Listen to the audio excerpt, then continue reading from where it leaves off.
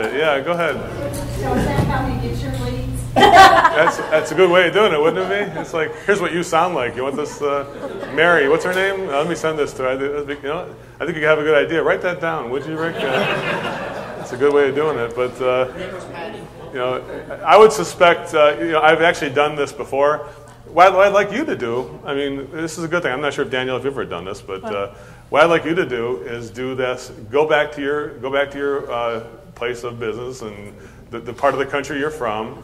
And I'd like you to get Google the top people in your area, put your hometown where you live, and I'd like you to go ahead and do that kind of exercise and record it and see what it sounds like. And you know what? Play that for your CSRs. If you haven't done that, because you guys are... Edwina forces us to do that. And actually, I will tell you, at first I was like, why would I want to go do outbound calls and do mystery shopping for other people at other companies? But then I realized, oh my gosh, that's the feedback. Hello. Mm-hmm. That's where I can improve. I'm taking a report card on myself, actually. I'm figuring out, did I smile on the phone? Did I share my name? Did I put the person on hold? It's one thing that's a no-no for us, not putting the homeowner on hold. There but for the grace of God go I, right? I mean, if we don't learn what people are doing, if we don't listen to the gong show, we're not going to know if we're a part of it. We wouldn't know if... So it's not only important to measure yourself versus other people in your company, because you're already being trained.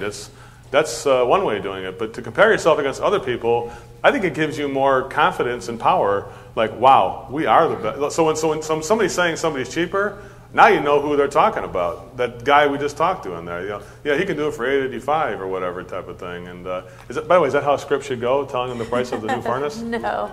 You want to give it a try with Danielle? Share options first. What do you think? You want to give Danielle a hand and see if she'll do one for us? I don't know. You want to see? Play it. You're not even getting paid for this. You sure you want to do this? Oh dear. You're gonna do it from the heart? Yes. I'll go ahead and do it with you. Okay. I'll just go ahead and do a sample of it. And we never rehearsed this before. I never, just using her own natural thing. And I'll do the same type of thing. Here we go. I'll call for no heat call. Here we go. So, bring. It's a great day here at Cavalry Heating and Cooling, where it's always 72 degrees. This is Danielle speaking. How can I make you smile today? Oh, Danielle, right now I got no heat. I wonder what it costs for a new furnace. I think I want to get a new furnace. Oh, gosh, Joe, I'm sorry to hear... Whoops, I didn't know your name, huh? That's okay. Sorry. I didn't know. I'm sorry. Whoops. I'm sorry to hear about that. I'd be more than happy to assist you. My name's Danielle, like I said, and it's my job to make sure I get you the right help. Now, in order for me to serve you better, I'll need to gather a minimal amount of information to make sure I get you the right help. So let's start with your name and your last name. Oh, okay. Well, can you just give me a price? I mean, I'm not sure if I want to come out if I don't know the price. That's kind of a tough one, Well, that's a great question, Joe, and I can appreciate that you like to have an idea what the price might be. However, we found here at Cavalry that without performing a visual inspection of the type of system that you currently have in your home and for what your home is built and designed for, we want to make sure you have all the facts and all the options available to you so you know all the prices, down to the penny, what it will take to get a new home comfort system installed in your home. Now, do mornings or afternoons work better? Let's see, that's when you that's okay. It had to be in the morning. It had to be, I start 12 noon. I start work at 12 noon. Okay. Well, let's go ahead and put together some days and times that works best for your schedule. Now, what's your address? It's 2950 Symphony Oaks Drive in Longview. And what is the type of system you currently have now? We have a forced air. It's a furnace that's a forced air furnace up in the attic.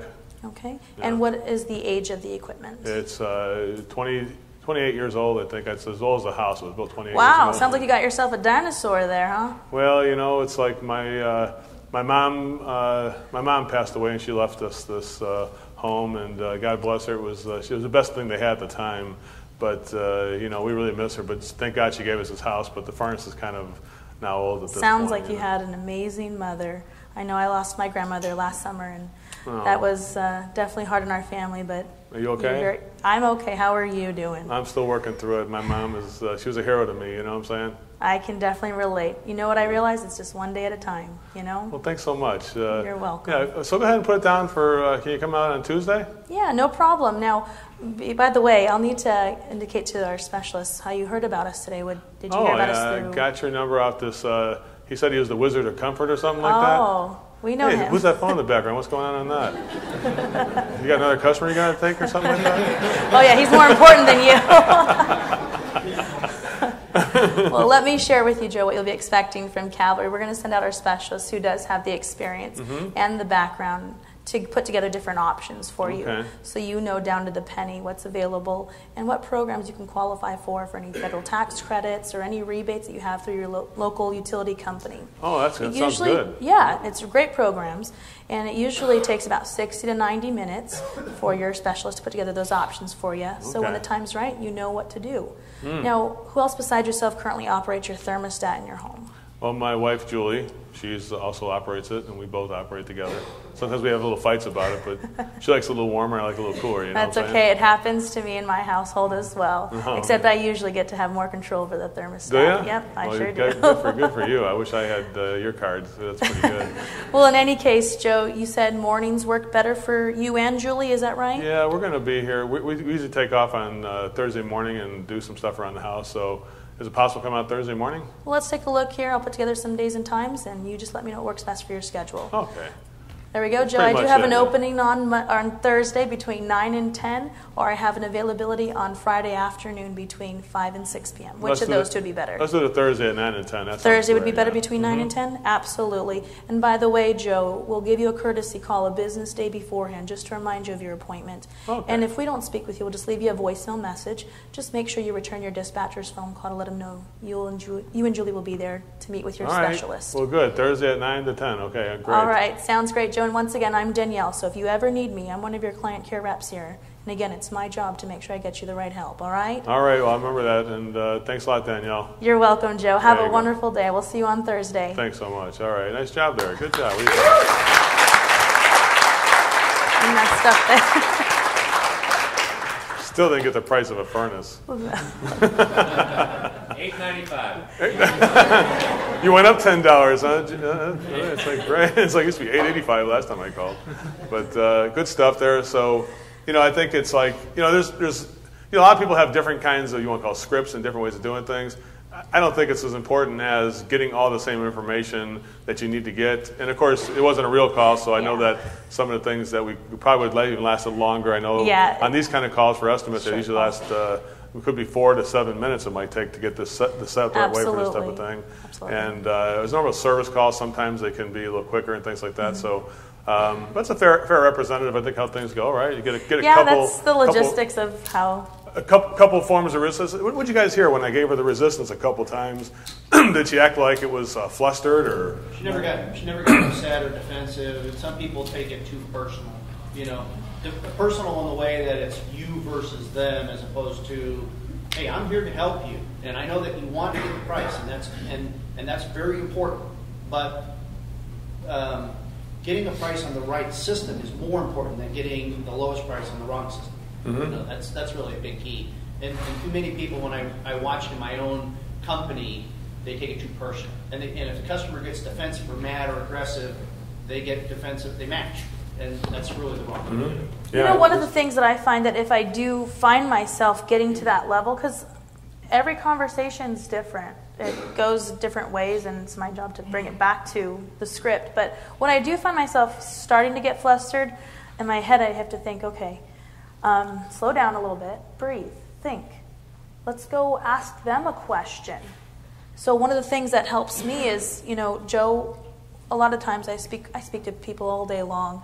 Some folks that I speak with, they're more concerned about price, while others are more concerned about guarantees and warranties that their manufacturer provides to them.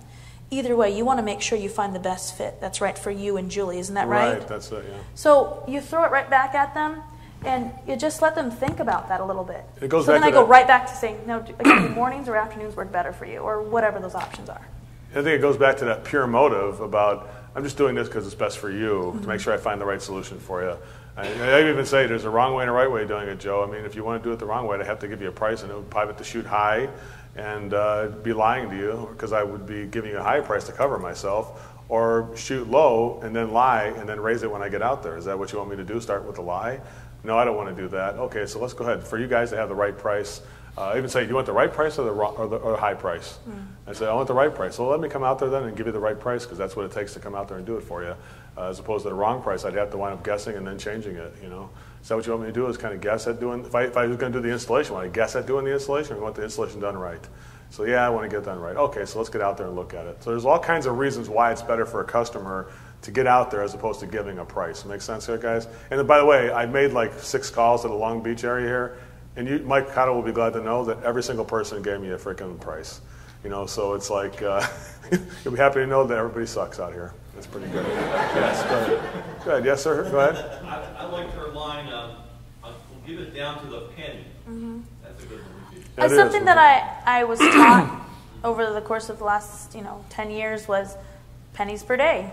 I think one other illustration is that Danielle and that first person belong to the same best practice group, right? And they both have access to the same information. Why did the one person sound like a complete dodo? And Danielle, Mike, you want to ask the question about that? No, I was going to make a comment. We talked yesterday about pure motive and selfish motive, but now no clue motive. When those folks answer the phone, that's embarrassing. It is. It really is for our industry. It is. It really is embarrassing. So hopefully they want to sell out because they already have their information. That could be. Yeah. You might want to. It might be a good acquisition. You never know. They don't belong in the industry. I agree about the no clue information part, or that, selfish, pure, or no clue. They're not even no engagement about what it's. There's no motive. It's just go with the like a stick floating down the river. Whatever comes in. It's like, I think that those people on the phone, I was more of an interruption to what they were already doing. Do you guys get that sense? That me calling them up was like, I'm busy doing this, filing this paperwork. Why the hell is this guy wanting a price on a frickin' water heater? It's like, you know what I'm saying? It's like customers become secondary, right? Would you agree with that? And when he says, I don't know, I'm just the dispatcher, that's what we call excuses. That's an excuse, bottom line, and that's not acceptable. And so, if you don't know the answer to something, just the simple line is, Joe, that's a great question. I can be, I'd find out. Great question. I don't know, but I'll be happy to find out. That's a good question. Let me go ahead and talk to my supervisor and ask them what they think about it. And it's okay to admit that you don't know something, Well, honesty is the best policy. Yeah. The easiest thing to remember beyond scripts is just your honesty with people, right?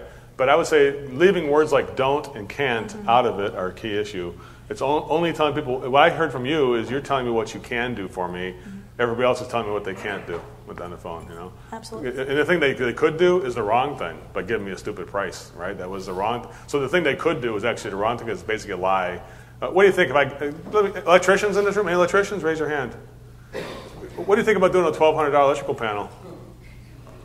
Is that going to when I get out there? What's going to happen? Is it really going to be 12? I don't know anybody who does a $1,200 electrical panel. What would happen if I get out there and you think I'd see $1,200 on that invoice when I get out there? What do you think I'd see? If you're a normal electrician who's got a truck and he belongs to a best practice group, for God's sake, what would he have to charge for that to occur? Yeah, I mean, $3,000, $2,500. He's definitely making promises he cannot keep. So what's he doing right now for $1,200 when he's telling me that? What's he telling me, really? A lie. He's lying to me. Just to it's called getting the foot in the door. It's a little technique, the old school technique, right? I said, Charles, you had an electrician. Go ahead. Val, I had a question. You guys can back up the call. Danielle asked you who else operates the thermostat, and you just conceded that you said we both do and we'll both be there. How would you handle the call if he said, well, my wife won't be here on Thursday morning? Then I will give him another option for some days and times that works best for both him and Julie to be there. How would you say? I mean, okay. I understand that's what you would say, but actually.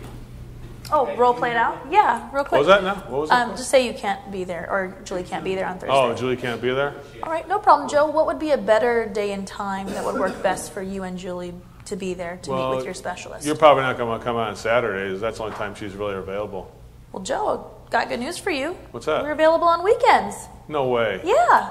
Let me check for Saturday. I got one between 9 and 10 or between 1 and 2. Which of those two would be better for you and Julie? Let's do 9 and 10. Absolutely. Could you have him bring a Dunkin' Donuts for me?